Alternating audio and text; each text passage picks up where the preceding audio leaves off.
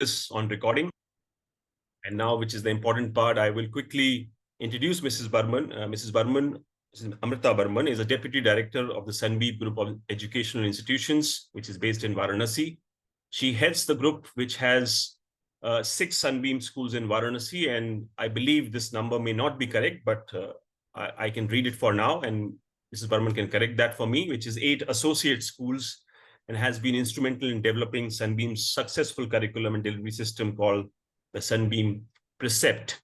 She's a certified internal auditor for inspection of ISO 9001-2000 systems by NQA QSR. She is also a certified quality circle trainer by Jenny Mosley Foundation UK and Teacher Foundation Bangalore. She has been part of several seminars, workshops, including exercising leadership in school by a distinguished entity, iDiscovery New Delhi. And obviously, given there is a long list of accolades, but since I know Mrs. Burman very, very closely, I personally can vouch for that. Her experience or her word of wisdom will make sure that the rest 60 minutes are worth her time. So on that note, I will hand it over to Mrs. Burman. Always pleasure to have you with us. Over to you, ma'am. Thank you. Thank you so much, Gaurav. And it's always a pleasure to be here at any event of IPN. Just a correction, it's 8 schools in Varanasi and 16 associates. And I was just thinking I need to send you a few yes. things now. Anyways, thank you so much for this invitation. And I will begin not first with my top 10 priorities. I'll just take a second to, first of all, thank everyone who are here. I hope that my priorities, which are not exactly 10 in number, haven't even numbered them. So it can go to 12, it can be 9, I don't know. But it's going to be revolving around all the 4 stakeholders. But before I begin that, I really do congratulate each one of you all being a part of the IPN. And I always introduce this part when I'm there in an IPN event, because just because I know that Gaurav has been doing a great job. And it's not only because of that, it's also because of the kind of heads, principals, directors, etc., who are here. I think this actually is one platform which is a true India reflection, because I always tell everyone, India doesn't live in the metropolitan cities, not in Delhi for sure.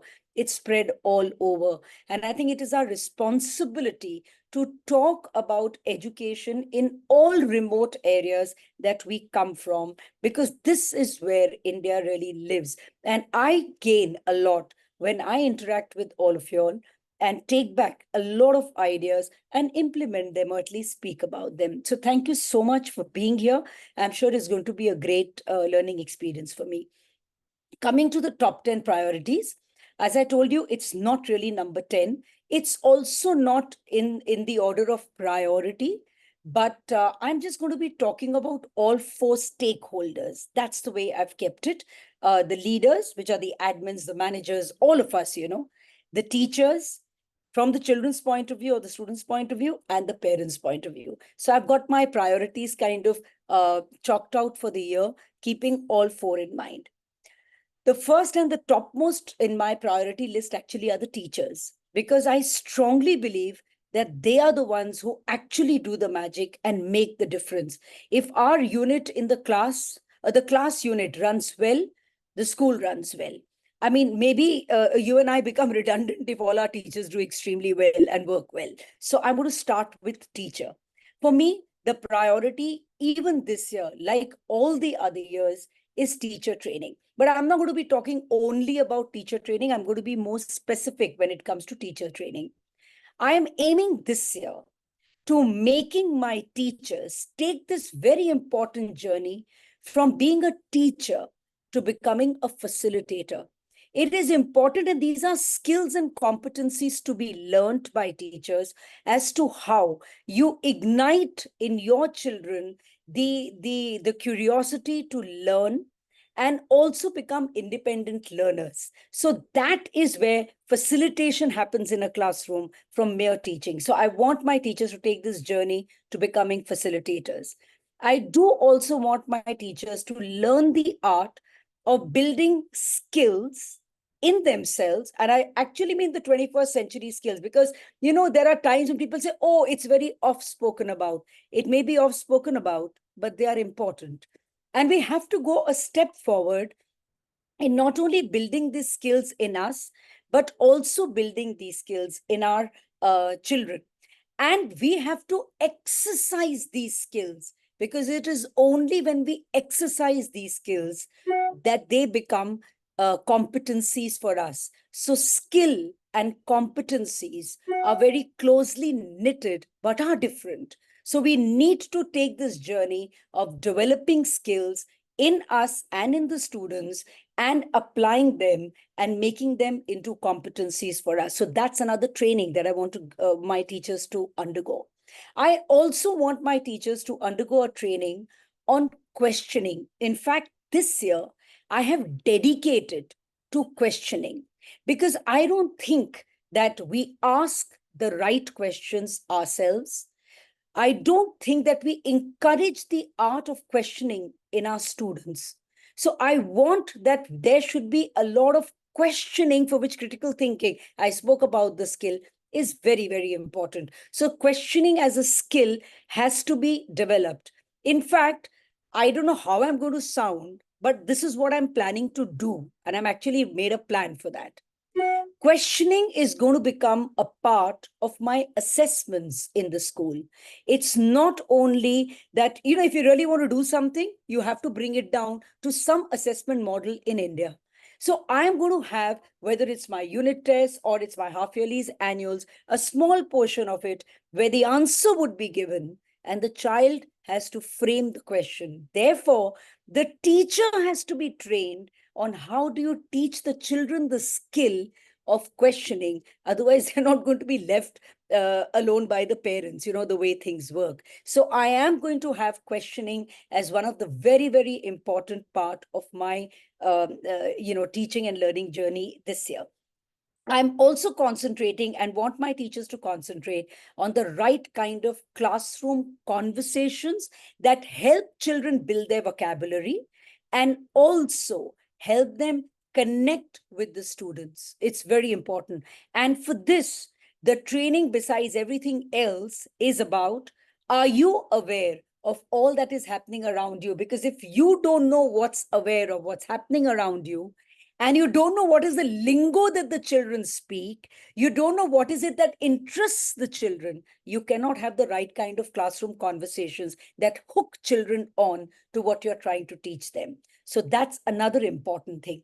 Technology integration had begun, but is going to continue. Teachers have to continuously adapt themselves, because this is a field that keeps moving on and it keeps evolving. So that's important. Another important thing is, one of the last few things on the teacher front is, I am looking for my teachers to be reflective teachers and teach the students to be reflective. Because as per Kolb, I think we've all read about what he says about on experiential learning. When we talk about experiential learning is not complete till teachers and children are told and taught to reflect on what they've done. Reflection takes you to the next level of internalizing, critically assessing what you have learned or what you've been taught. So I think it's, again, very, very important that we become reflective teachers and train our children to be reflective students.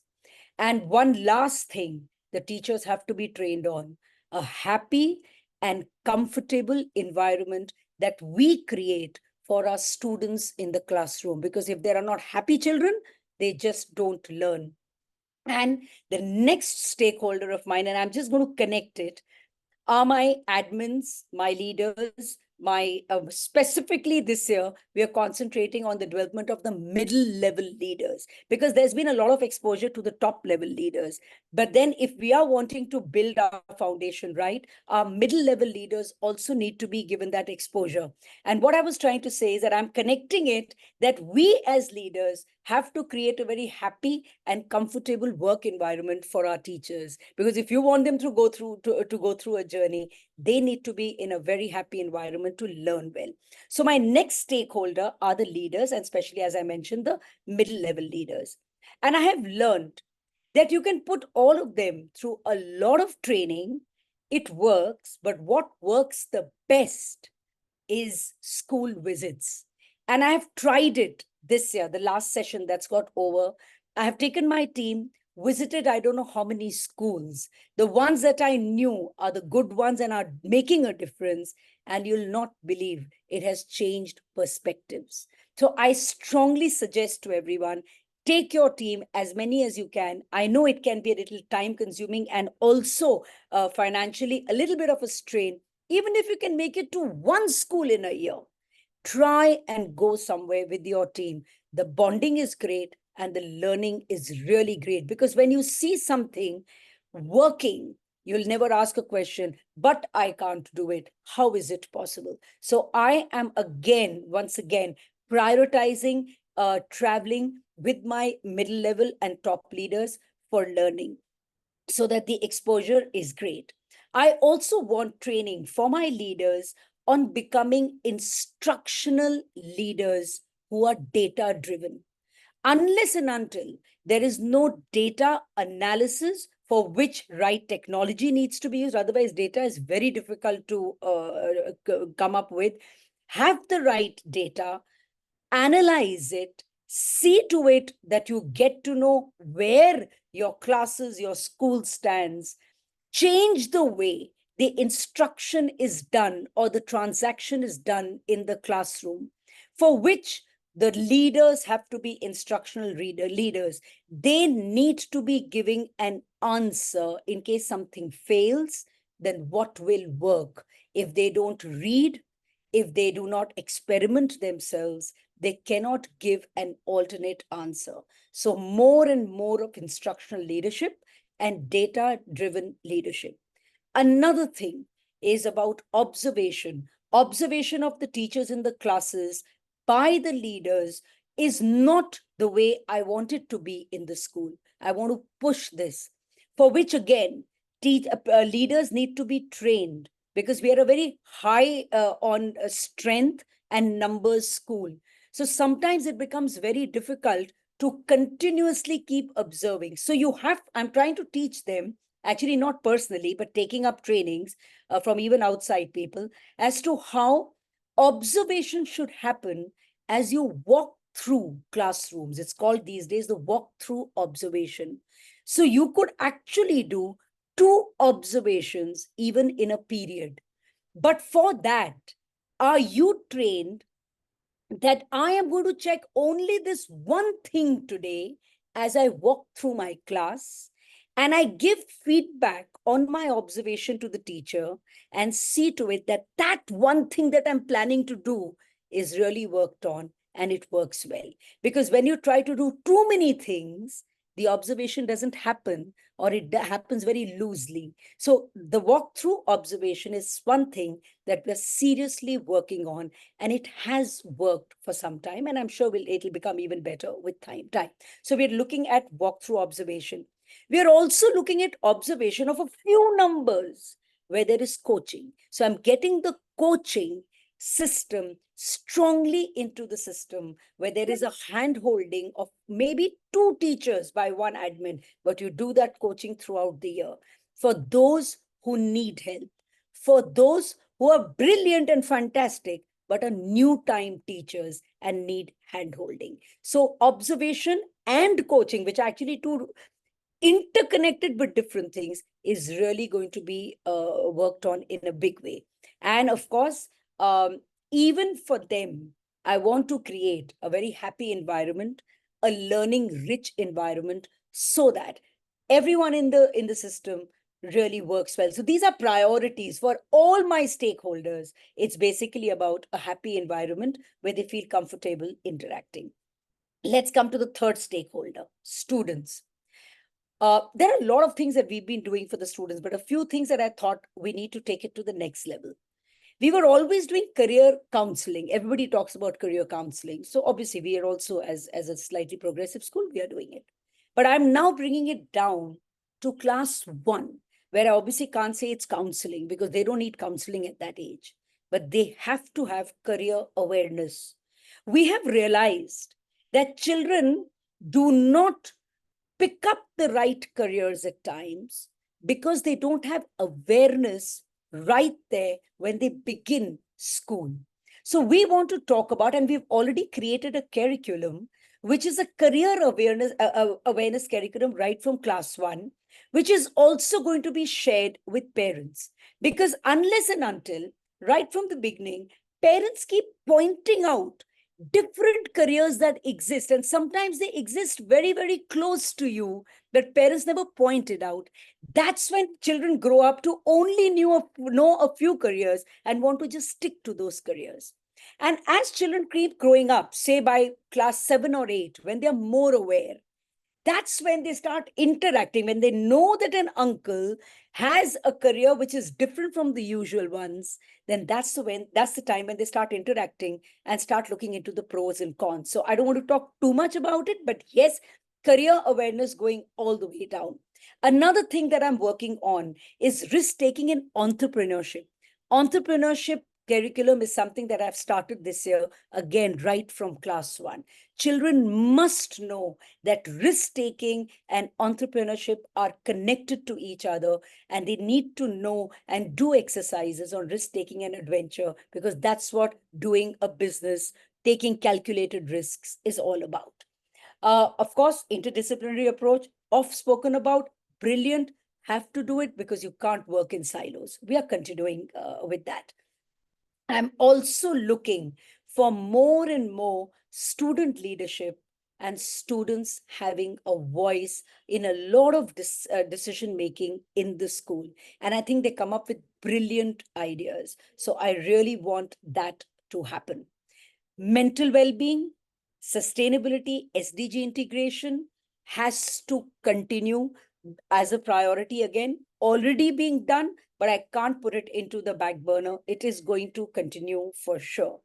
One more thing that I've been doing continuously, I want to do is, I want my social impact programs to become stronger, because I've noticed the more the children go out in society, they have been doing it for years.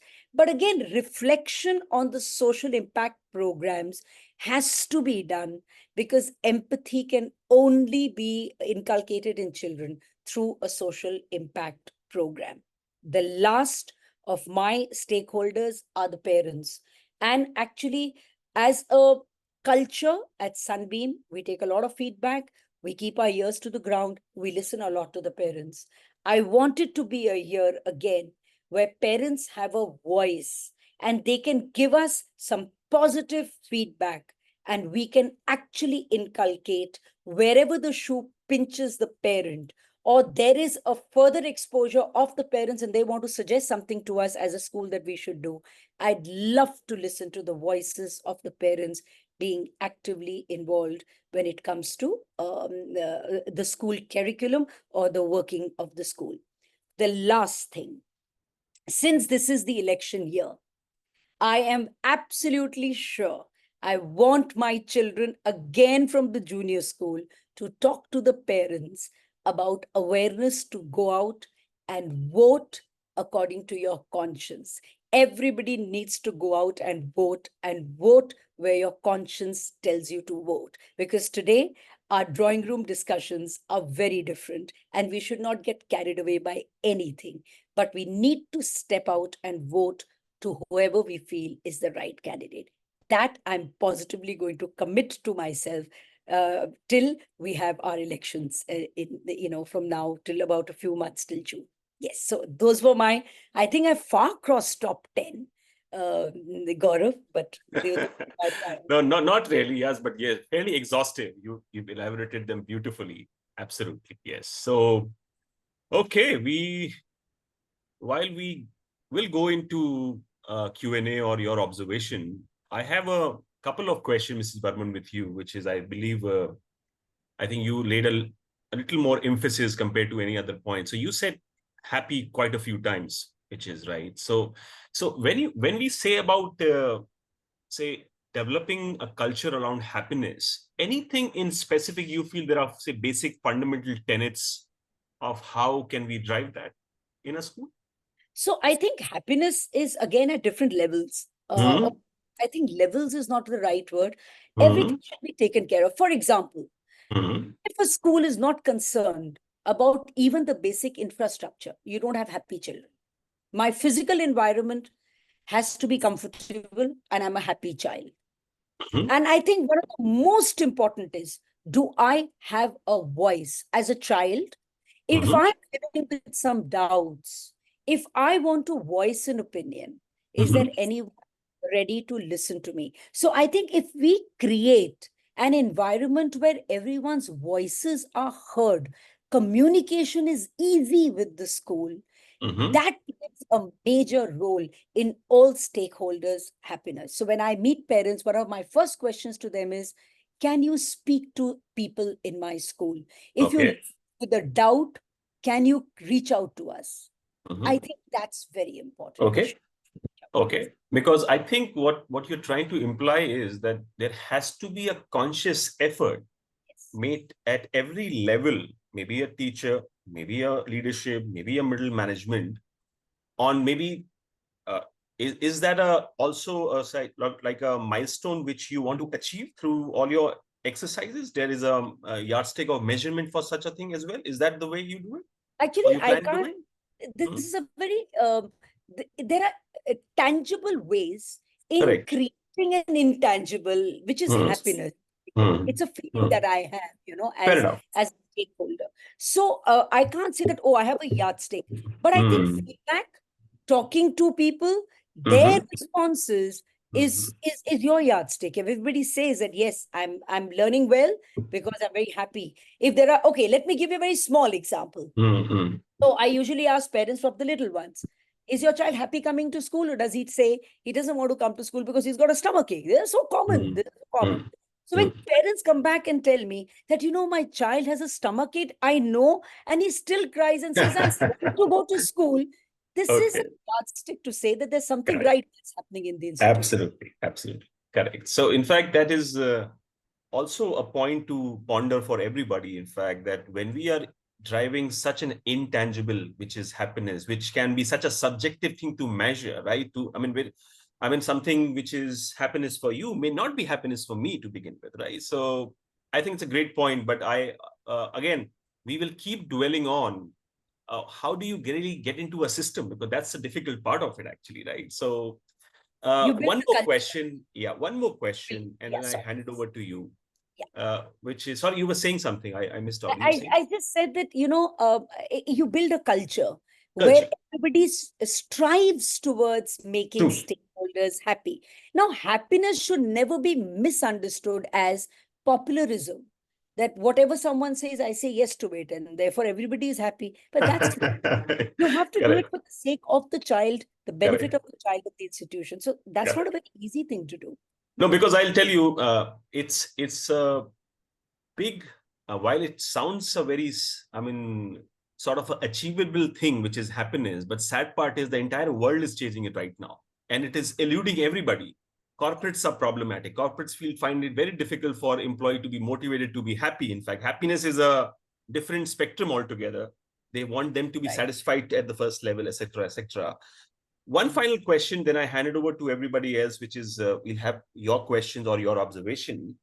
And this is actually an open question, but I will first want to Mrs. Burman's view, and then we can get into your view as well. How much of AI has really gone into the school system?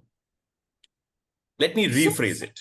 Let me rephrase the question. I'll make it more binary, if I may say. At what level schools are trying to understand AI? Over to you, Mrs. Burman. Yes. Yeah. So I think AI actually has been around for some time. And I say around is not that adage, but the fact is that, when we are on our mobiles, and we've had smartphones for so many years now. So AI has been around. And I'm also talking as an educator, not just on a personal. So as an educator also, when we were making our assessment papers, it was done even pre-COVID, Mm-hmm. to have test generators and stuff, which actually used to bring up a lot of suggestions to you. Or even Mm-hmm. when you're typing, or even when you're doing a spelling error, it tells you, look, I think there's a problem, check yourself. Correct. Correct. So AI has been around. AI is only becoming better because of the fact that you give it a prompt, and these prompts are becoming better and better. Mm-hmm. AI is generating more things. For example, there never used to be AI generation of graphics. In fact, this morning I just downloaded an app which says I'm generating graphics, and it's been around for some time. I haven't used it, but people tell me it's damn good. So AI is pervading every part, from assessment to making papers to what I've started doing. Let me give you a small, Mm-hmm. just Mm-hmm. give you a personal thing. Correct. We are making our examination papers. So I'm always very concerned. Are they competency based? Is there a balance in the paper? Are these hots really hots? So what we started doing, we've made the paper. I mean, all the teachers make the paper. We pick up a few questions out of it, feed it into AI and say, make these competency based. And there, in 3 minutes, not even 3 minutes, 3 minutes is also a lot of time. In a minute, you'll get these questions all competency based, and you can pick up and copy paste and make a much, much better paper, which is rather than what is being created by a human being. So AI is a part of everything that you're doing in the school today. A notice can be put into, you've written it already, or you just give it a prompt. You ask, or you put it into AI, ask them to rewrite it and send it to you. The language will be better. The aspects you want to really speak about will be more pronounced in that letter. So many things, because there is a second person who's doing it. Let me tell you, we are not totally dependent. And I'm saying me means my school. We don't agree with everything getting into AI because the human touch goes out sometimes. So you write it, but put it into AI to just better it. So that's also a second level check, where at times, because you are busy or your own thoughts being a little limited, as as any human being would be, you get something that is far better generated. So I think AI is now in every part of education. I don't know how much are we as teachers using AI the way we should be. And we should be. I don't think we should be at all shy about using AI, with a caution, of course. Perfect. Absolutely. I mean, I really wanted to pick your mind on that as to where do you stand with respect to AI, because just a quick word for everybody. Let's not equate AI to just Chat GPT. There's more to AI for that matter. But fair enough. I mean, even if we are standing on that understanding of AI right now, it's a good start. We will keep developing it, and there are a few things which we at IPN want to do around that. We will talk about it very soon. I am really taking this as a feedback, honestly. So thank you very much, Mrs. Burman, for that perspective. Nishiji, your question. I think you have a raised hand, please. Now, how we will do this is that you'll have to give us a virtual show of hand, right? The way Nishiji has pointed out. I will. Actually, I compliment Mrs. Burman for her understanding, and I just wanted to compliment and tell her and tell people here today that the best way to judge a school is happy or not is when children are not treated there as numbers. And when teacher knows, if you ask the question, the teacher doesn't answer how many, she answers who all. Then the school can be set, and the children will look forward to coming to the school. This is just a small way, if ma'am will agree to make a happy school. And very much AI, of course, is in the school. I would agree with ma'am, but it should be not used to dwarf the communication level of the child, but it should be used at teacher level and the management level. Supposing a child wants to go for a debate, maybe the better points can be prepared through this. And naturally, AI is a better tool and should be used in the schools for all these purposes. So thank you, ma'am. Thank you. Thank you so much, Nishi. Thank you. Thank you, Nishiji. Let's have, if you have your question or an observation or you want to add to the discussion, we'd love to hear from you, right? So give us a virtual show of hand. Chitrakala ji, over to you. You'll have to unmute yourself. I'm so sorry. Today I have a very poor network, so I don't want to open it. Hi, Mrs. Burman. Nice to see you again. Nice to see you too, Chitrakala. Yeah, Yes. I'm good. Yeah. So the thing is, what I feel is AI, yes, you cannot avoid it. You have to have it. But the human touch should not be lost there. That is the main thing that we as teachers should look at it. Because in my school, I'm using AI for assessments. Believe it, I find wonders doing in that. My teachers enjoy, my students enjoy doing it. You know, especially when those icons pop up when their assignments are given, believe it, the happiness that they show on their faces, that is one really wonder to see that, especially in the lower classes. They celebrate that. You know, that is good over there. But coming to the higher classes, I'm really cautious in using AI more, especially when it comes to, you know, believe it, there was an occasion in class 9 where the exams were going on. We had a boy having a pen which had kind of a reader, kind of a camera in it. You know, I was shocked when a class 9 child can do. They are very intelligent. So what came to my mind first is, how can I use what we call as a weakness to a strength? Okay, so we are slightly finding out ways, bringing the children who are good in their technology and taking their advices to do some changes in the way we are teaching and learning. So I found wonderful results in that. So I thought I should share it here. Thank you so much. I just wanted to mention that, you know, you did mention about coming with a reader, and I'm sure these things happen, unfortunately. There will be misuse of everything, unfortunately. Absolutely. So we just Absolutely. need to learn how to beat it, control it. But sometimes my fear is that people I've heard, I'm not trying to say that this is the audience doing it, but I've heard people being a little too cynical about, you know, integration of technology with AI in particular. And as you rightly mentioned, assessment is has been beautifully handled by. Yes. So obviously we need to be cautious, and that's very important, but use it to the fullest. But I think when we learn to use it well, we will also learn to beat things, misuse of technology in some form. Absolutely. Kids are smart. Absolutely. Kids are Yes. smart. Well said. Absolutely. Yes. Prerna Sharma, your question. MD Zargarji, we'll come to you after that. Then we'll come to Pallavi Jha and Mr. Kumar. Then Kumar, in fact, we'll come to you later. Prerna Sharma, your question, please. Go ahead. Yeah, Jai Hind, everyone. I just wanted to ask ma'am. She talked about, when she talked about the stakeholders, she talked about, you talked about, ma'am, risk taking and entrepreneurship with the students, and that too with the junior students. If you could elaborate and give some more tips how to implement. So, Prerna, you'll find it in your curriculum. She's from Sunbeam. Prerna, I could hear her voice.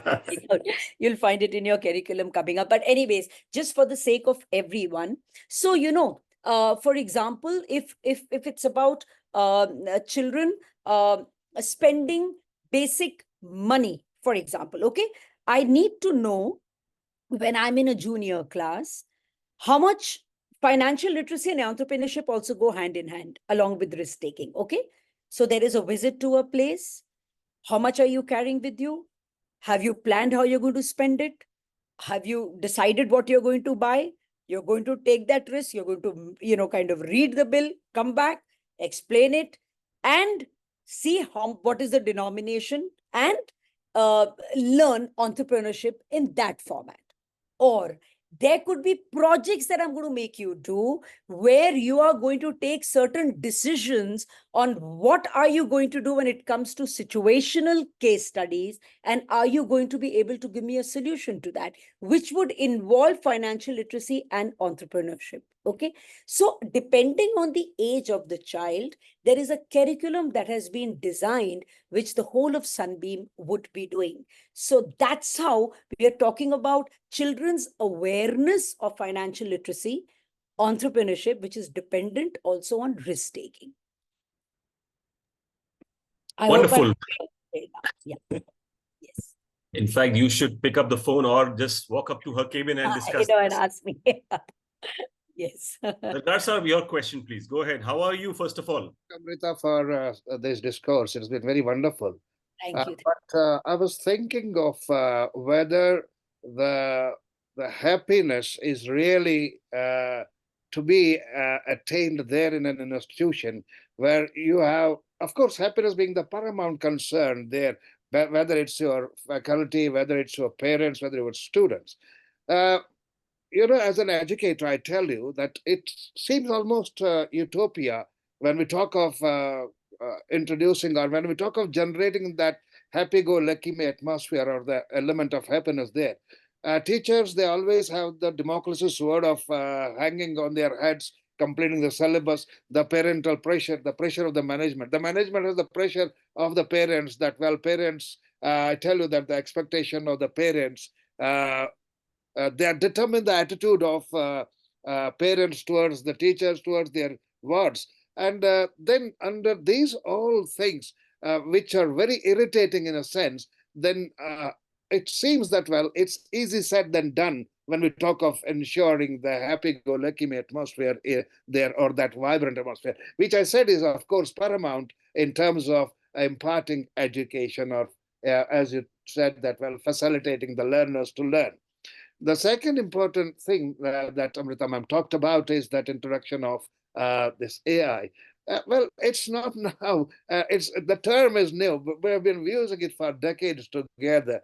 And I tell you that, well, if we do not incorporate this AI into school curriculum, we'll be caught on the napping, and we'll be on the wrong foot there. Particularly, this is, again, very important when we know the segment of our population is more than 35% in terms of age group of 18 to 35. So we have to ensure that it is taken at a very, very primary stage. I tell you that, well, I'll give you my example, how I look at it in terms of introducing the AI there.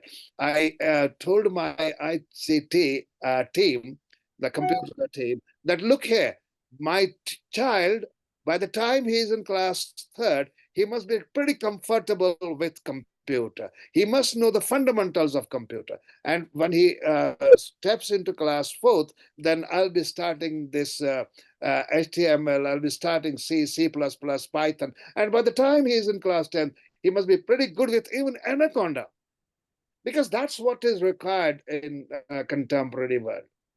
Thank you. So I just wanted to add one thing.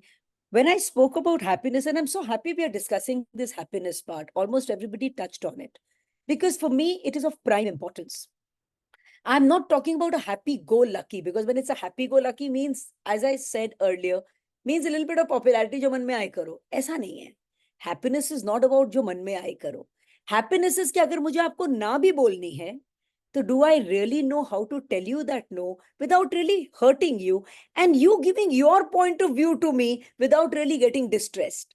So I am looking for an environment where there is no stress at all, which doesn't mean, oh, it's a stress-free environment. किसी को कोई stress ही नहीं है.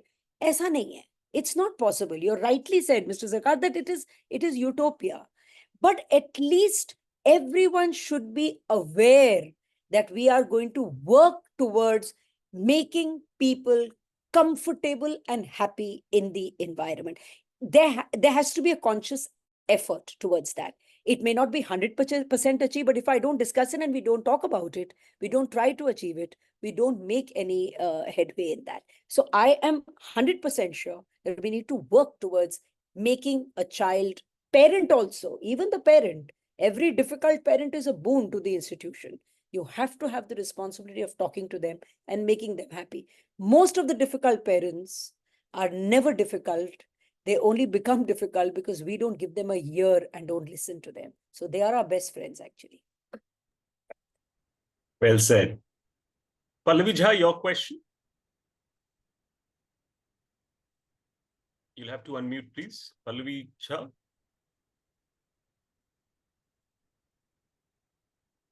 I think there's some problem. We'll go to Mr. Arun Singh. Please, over to you. You'll have to unmute. Yeah. Yes, sir. Good afternoon, Jai Hind, Amrita ma'am and Gaurav sir, and all the participants of this virtual conference. My query is about the ma'am, please give me some important tips to make the diplomatic environment in a classroom. Diplomatic or democratic? Democratic, ma'am, sir. Sorry. Okay, yeah. Democratic. I think, again, the teacher needs to be given as its first word when they come into a class. So we're all going to be starting a new session. That's what I tell my teachers. It's the norm that you set. You have to tell the child, if you have a question, raise your hand and I'm ready to listen to you. If I have the time, I will give you the answer right away. Otherwise, I'll give it to you tomorrow. No, you can't even say, I will give you the answer at some time. So it is the environment that you create. And this environment has to be created with your communication of setting a culture and a norm in a classroom. If you tell the child that you raise your hand and I'm going to listen to you, they will always raise their hand and know that meri awaaz suni jayegi. But there are times when a child has risen his hand and every day he raises his hand, and the teacher never says. After 3 days he doesn't even bother to raise his hand because he's koi sunega nahi, koi bolega hi nahi, to hum puchenge kyun, hum apna haath kyun uthayenge. So I think it is all about the environment that a teacher creates. And you must have noticed, all of us as teachers notice, same class, very happy in a maths class because the teacher has created that environment where discussion will happen, questions can be asked. And there'll be another, I'm just taking the name of an English, it doesn't matter whichever subject, where it's a very stressful environment because the teacher says, mere ko course khatam karna, mere ko, is it, are we into this, are we into the transaction of education to just complete courses? So, somewhere I feel I don't like to listen to this all the while. I'm not saying it's not a practical problem, but sometimes teachers don't manage to finish the courses because of bad planning. So plan your work well. Give time to the class so that children's voices are heard. So I think if you do that, there is a democratic environment in the classroom and it overflows into the whole school. Okay, thank you, ma'am. Thank you. Pallavi Jha, you can now try, please.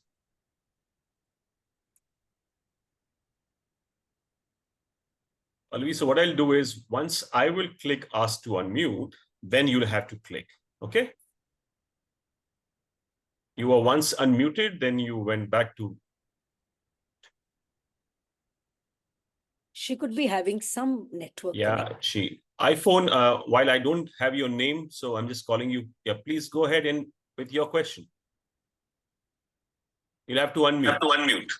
Yes, yeah. sir. Yeah. Good evening, everyone. Thank you, ma'am, for such a wonderful session. It was really enlightening. I would again touch the topic which is really closer to my heart. That is again happiness. So what I'm thinking over here is that we talked about teachers, we spoke about the students, the administration, the working environment in the school, how good the schools are, and what is the policy of the school towards the students to make them feel happy and secured in the classrooms. But I think we missed one important point, that is parents. I have come across on numerous occasions, I have come across incidents where, unfortunately, parents contributed to a kid's unhappiness. And I have various examples for that because the time is limited. I don't want to go into that.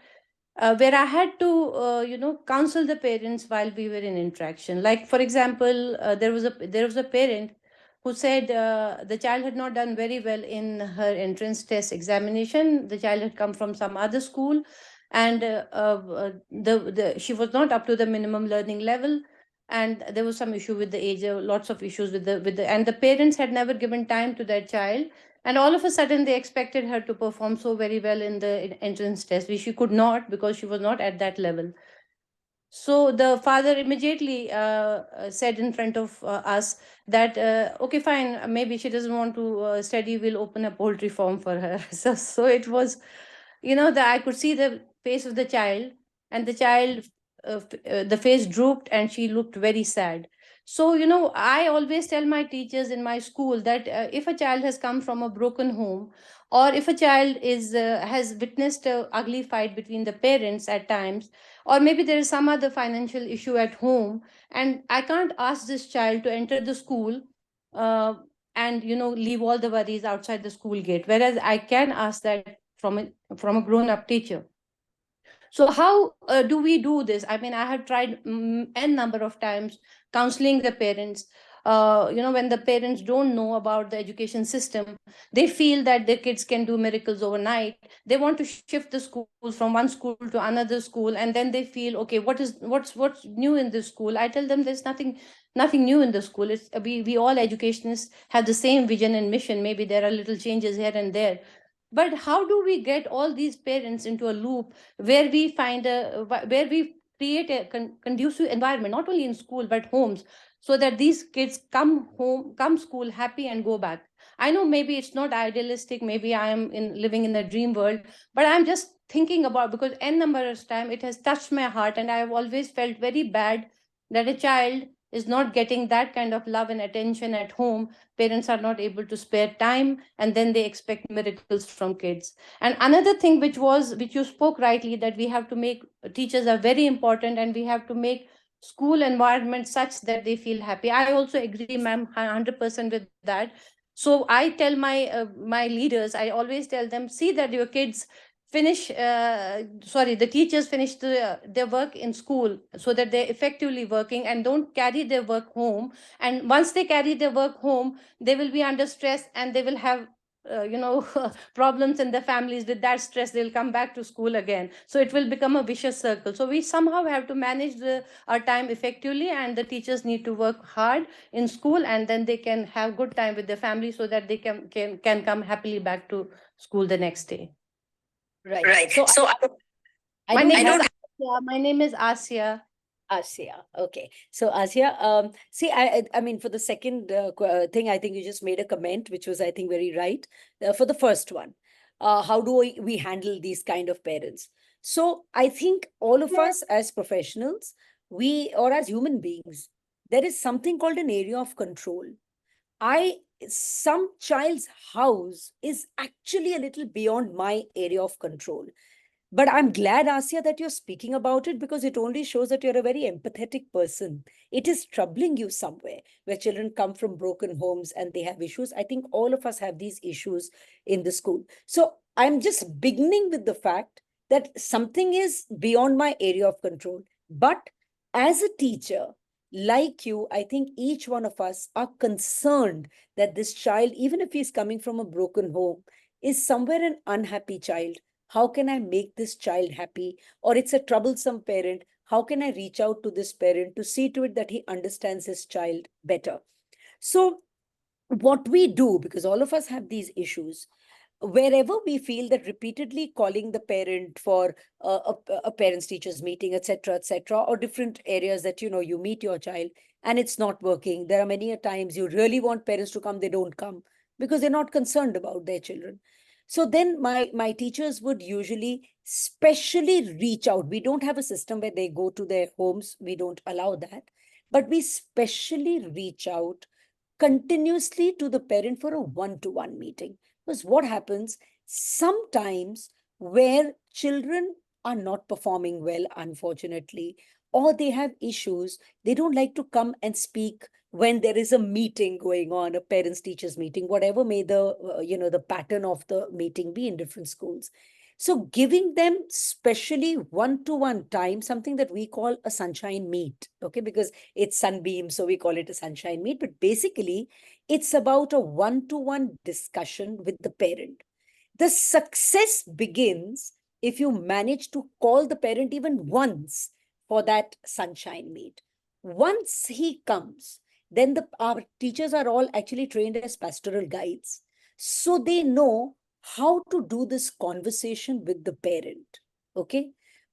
Once the conversation begins, then we tell them that, look, we are into it together. I can understand. I'm just giving a brief thing. I can understand where you're coming from. There's an issue, etc., etc. But we are into it together. ये कोई सिर्फ आपकी problem नहीं है. अगर broken home भी है तो मैं कोशिश कर सकती हूँ आपको हेल्प करने के लिए.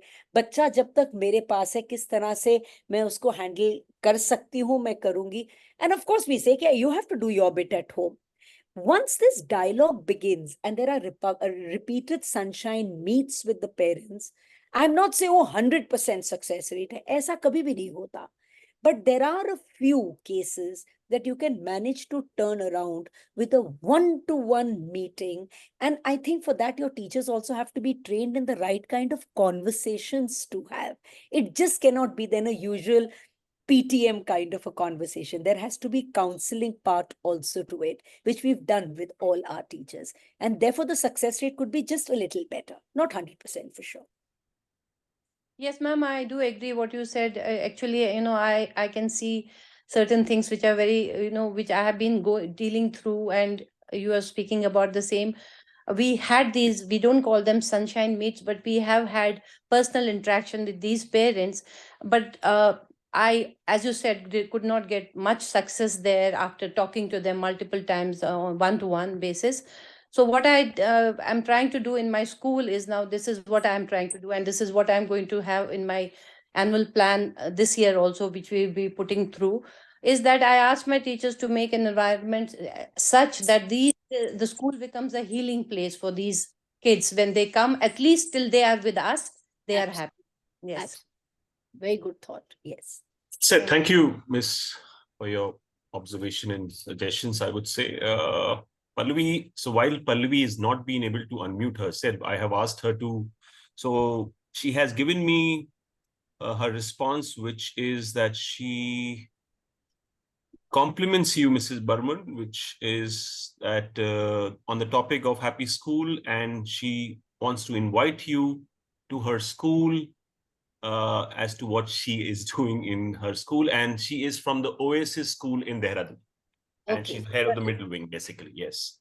So what I'll do is we'll connect you to Mrs. Burman, and you can definitely invite her to your institution. Vijay Kumar Dubey, your question, please. We still have another 9 minutes, Mrs. Burman. So we'll take a few questions and then we'll say bye-bye to everybody. That's it, sir. Good evening, Gaurav, sir. Namaskar. Good evening, Jane, ma'am. First of all, it's a privilege and honor for me. I'm raising question before ma'am. Ma'am has been my mentor before, and she has trained me about the multiple intelligence. A lot of things she has been trained. Ma'am, my question is that at present I'm working as a principal in Children's Senior Secondary School, Azamgarh. My question to you, ma'am, how we can adopt the method of holistic and joyful learning environment in our school, especially there are different types of teachers are present. Whenever we give the instruction to the teachers, some teachers follow, some teachers don't follow. So this is the basic problem. I think most of the teachers, most of the principals are facing through. So how we can go through these things, ma'am? Please enlighten such kind of your ideas about that, ma'am.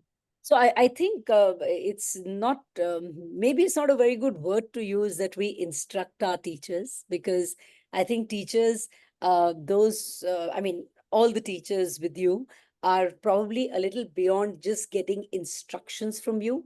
And how do you reach that level where you're not only being instructional to them, is by, coaching them, handholding them. They themselves should be very evolved to be able to do certain things on their own. And you can only guide them. You can only suggest to them. Now, when you may say that how can a school run only on suggestions and guidance? It's not that. Policies are made, a curriculum is in place, everyone knows what they have to do. But then I think an evolved lot of teachers who would like to do the best for their students are the ones who don't have to be given instructions all the while. So maybe too much of instruction if I hope I'm being able to explain what I'm trying to say. Yes, It's ma'am. not something that adults want all the while. Because when you're always giving instructions, it also means that we don't trust you completely. So I think trusting the teachers, giving them guidelines, giving them certain frameworks they have to work within, certain things that they must work towards achieving, letting them be creative in achieving it in their own way, as long as you get good results, I think should be the way forward. That makes teachers far, far more empowered and motivated to do things on their own. Second thing, ma'am, thanks for this suggestion, ma'am. Now we are talking about the implementation of HBC in our schools. So for that, teachers need to be trained. How do they have to prepare, assessment, framework, like especially to the tiny tots. I'm talking about the HBC holistic progress card, Right. ma'am. Yeah. So that is now become a primarily a big question before us. So can you enlighten us something about the how we can do assessment So of children? Yeah, I can't tell you about how to do HPC right now because that's a complete procedure. We've gone through a training. I've already introduced HPC in my school from nursery to class 2. If you'd like to come, have a look. It's an open book. Please come and see what we are doing. There has to Sure, be ma'am. intrinsic training because there have to be evidences and there has to be observations, parental involvement, peer assessment, student and teacher assessment. So it's a huge area to work on, and we've made a pretty good document, and there's a good system that's working. So you're free to come and have a look and learn. And you want to carry some documents, please do that. I'm absolutely okay. It's an open book, but it's a process that you have to go through. Thank you. Thank you. So, Nishiji, before we come to you again, there are a couple of questions in the chat. I will just read them out. Manveen Kaur Ojla wants to ask you, Mrs. Burman, if you can elaborate on career counseling from grade 1 onward, if you can, please. Right. Yeah. So when I was talking about that, because I'm really excited, and it actually came from an expert on career who was taking a session and spoke about career awareness. So I'll just give you a small example. Say in class 1, we are basically just talking about the awareness towards career. We don't talk about purposes. So we talk about, for example, what is your father doing? What's your mom doing? So even if your mom is, maybe a housewife, maybe she doesn't really earn a tangible amount of money out of it, but that's her career. And that's when they start respecting even someone as a homemaker who's the mom. Or if your father is a lawyer, then that is a career because Papa earns, Papa gets back money home. So that's his career. Or if you're living with the chacha, what is he doing? For example, then we take the next, say in class 2, we talk about careers that are around you. So who are the careers that you meet in the school? I meet a teacher. I meet a principal. They have different careers to follow. I may be meeting a carpenter in my school. For example, we have, all these allied people also working for us, all our support people. So that bhaiya is a carpenter. What is his job? And he's earning. So it is all about getting introduced to all kind of different careers. And what do you mean by a career? A very simple definition of a career is I work, I get money, and it's my livelihood. So we're not talking about lofty things when we talk to little kids. We just talk about things in their environment. And then, of course, age appropriateness is there when they keep going from one class to the other. So there is a proper, curriculum. If you want, I can share it with you. There is a curriculum that talks about career awareness to slowly moving into career guidance and counseling from class 8. We obviously don't do any guidance and counseling before class 8. Well said. I think that's a great idea. Yeah, Nishiji, you want to ask something? Please go ahead. Mrs. Burman, your energy is very catching. Let me compliment you for all the points that you have raised are very close to my heart. I'm now a retired person, But very nice to hear all these things that you have said, and making a happy school and a creative learning is one aspect that I want to start even from the preschools. Like when you ask a child, where will you throw the wrapper of a chocolate? Supposing there is no dustbin in the room, in the principal's room or whatever. And if he is able to answer the question, then he is thinking of a creative thing. So creativity is not to be waited for, and it should be inculcated right from the very beginning. And I think ma'am asked a question about how to treat children coming from broken home. I think now that is a reality we have to face. And for this, I think general mental wellness classes and CBT should be introduced, now, which is right time, like other than entrepreneurship and other things. And the way you answered that, yes, I might be able to say no in a better way. So all these things are very close to my heart. And I congratulate you in your approach for making a very happy school. I'm sure the teachers must be making your children very happy with such a big organization to your call. I think Sunbeam School is doing very, very well. Thank you so much. Thank you so much. So compliments, ma'am. Thank you so much. I'm humbled. Thank you so much. There's one question in the chat, which is from Mudassir Bhatt. Ma'am, if you can elaborate on counseling to parent community. While I think she did, but if you want to, Mrs. Burman, all yours. So counseling is to the parent community is very important. You have to take them on board. Now, I don't know what kind of counseling you're talking about. Counseling can be at different levels. Counseling can be, taking the parents on board when it is career counseling, because even today, the senior most parent, a child says that, please call my parent, because it's not about what I want to do. It's also about what my parents will agree for me to do, etc., etc. So I think getting parents on board right from the beginning, whether it is career counseling, whether it is any mental issues with the child, whether it is general classroom issues that have to be discussed between the teacher and the parent. So when counseling is a broad term, basically I would say discussion, dialogue with the parents at all points is important. If you're talking about the kind of counseling that probably Isha, if I got her name right, was talking about, that we have to keep talking to them in case there are issues back home. I think if you open doors to discussion right from the beginning, when you call them, they will always trust you because you've always handled them with love and affection and acceptance. If you have an issue, parents usually come. So it's again a culture of dialogue with the parents right from the beginning, if I've understood your question well. So it's all about dialogue with parents. So Mudassir represent, if I'm getting it right, they are from a very extreme, I think, part of Kashmir, which is a very conservative society they represent actually. And that's what he was mentioning subsequently. Exactly, ma'am, you are right. Especially we are talking about conservative society. So Mudassir, what I will request is, given it's a little longish answer to this question, you can actually reach out to Mrs. Burman, and I'm sure she will be more than happy to help you out. Chitrakala ji and Mitra, these are the final two questions, and we say thank you to everyone after that. Yes, well, it's not a question. When we were speaking about career counseling for the lower classes, I just wanted to share a small experience.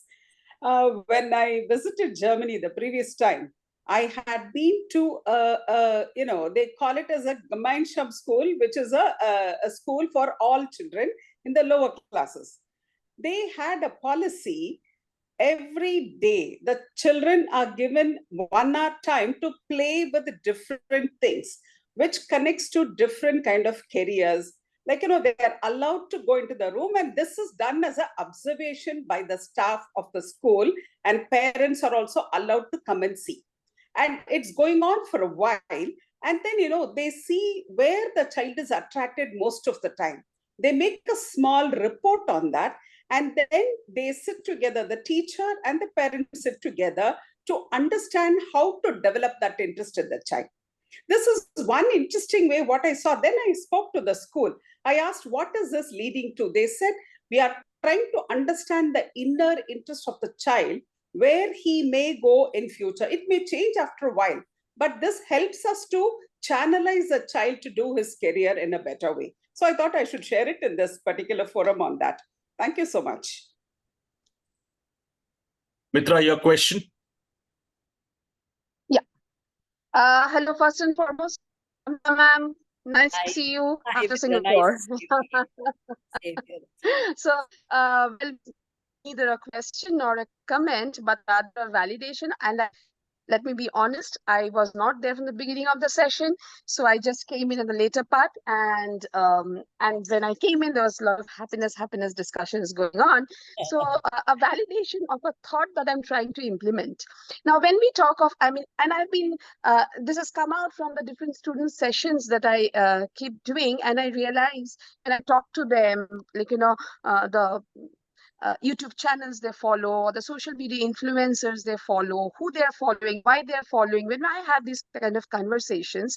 And there is a realization otherwise too, that as a society, we are always, right from the beginning, we are always putting them on a track of comparing them with others. You know, like, you know, there's always that, okay, awwal number aana hai, sabse aage jana hai, kind of, you know, so consciously, unconsciously. So always they are in that. Now, if we talk of happiness, then I think the basic requirement is to shift the locus from external point to an internal point. Now, this is kind of philosophical.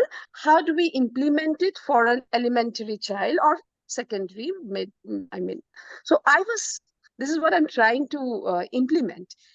How have you progressed in comparison to yourself?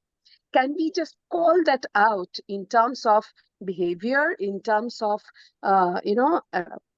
performances in curricular, extracurricular? Like, from where this thought stems is, suppose there is a child who secured 40% while moving from 3 to 4. And then while moving from 4 to 5, probably the child secured 50%. We are still, what are we saying? Acha nahi kiya. You know, A grade nahi aaya, B grade nahi aaya. Okay. And suppose there is a child who has secured, okay, let's forget about that. But then there could be another extreme, a child who has secured 90%, but then in the next class, they come down to 85%. We are still celebrating. Correct? Bahut high performer hai, you know, they get, he or she gets A grade. Okay. My point is, rather, can we create a system in our ecosystem? Can we call out these best improved students, even if that improvement is from 30% to 35%, maybe, even if that improvement is from D grade to C grade or C grade to B grade, maybe. So best improved child, can we have a kind of, you know, reward system, a point system, and celebrate this kind of success in a very formal way? Instead of celebrating the high performers, can we celebrate the best improved child in the system? What do you think? Is it kind of, does it make sense? Yeah, of course it makes sense. And I completely agree with you, Mitra. And it's not very easy to do. But again, let me tell you, it's all about the culture of the school. If the awards are not really meant on percentages, even if you do, so let me give you a very small example. It's not that we don't give awards. Okay, I'm also not talking about any utopia. We do give awards to the best achievers, but at the same time, a child who has progressed, is staying somewhere maybe in an average category, but has shown progress on all fronts, also equally comes up on the stage and is congratulated and is awarded. That's one thing. All right. So we try and keep a balance between both. Even children who have progressed and maybe not reached the top are equally spoken about and awarded in our institution. That's one.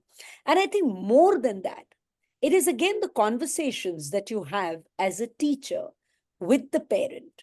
When a child has progressed a little, which you very rightly said, are you celebrating that? Now, every time when I say celebration, it's not about, just, having a party over that. I'm sure you understand that. It's also about the parent, the teacher writing or telling a teacher about the fact that the child has done something good. So there is a system again in our school, okay, where if there has been any achievement that the child has done, it could be the slightest of achievement, you have to make it a point that you mention it to the parent, whether it's a note or pick up the phone on one day and just say, I called to tell you that I was so happy with so and so. He ate his tiffin. I've been really trying for so long, but today he ate his tiffin without making a fuss about it. I really wanted to congratulate you. I'm sure you're also giving him the right training at home, as much as I'm saying the same in the class. We are in it together. So there are so many things that happen with this conversation. Little things are achieved. Or your child wasn't performing well in maths, but he's actually managed to do much better this time. Doesn't mean he's got 100 on 100. Maybe he's actually got 40 on 100 only. But I'm celebrating that. So I think it's all about the conversations. There's one thing that I read. I wanted to mention this, which I tell my teachers, and we speak about it now to the parents, which is something called an inch step, something that we've heard about also called instant gratification. They're pretty much going hand in hand. Today, parents want to give a clap to their children on every little, thing that they have achieved. It can be taken negatively, it can be taken positively. Instant gratification maybe is not good, but an in-step, a little better than what I did yesterday, are things that should be celebrated. And parents who have been evolved because the schools have had the right conversations with them actually want to celebrate small successes of their own children and not necessarily comparing them with someone else. So it's about conversations, and it's not going to be achieved overnight, but the effort has to be made. The culture has to be created. Wonderful. Okay, so while we are 10 minutes ahead, but nevertheless, it was worth listening to you, Mrs. Burman. There are, I believe it's quite evident the chat is flooded with a lot of compliments to you. So which means obviously everybody is really, and I think everybody has stayed back. We still have around 140 odd leaders with us. So thank you very much, Mrs. Burman. Obviously, always a pleasure listening to you. Obviously, a lot of food for thought for me as well, as a parent for that matter. I was listening very, very carefully to Mitra's question and your reply to that. So once again, everybody who could join us this evening, I was skeptical to the idea that it was a holiday. Maybe nobody will turn up, but I'm happy that everybody could be with us this evening.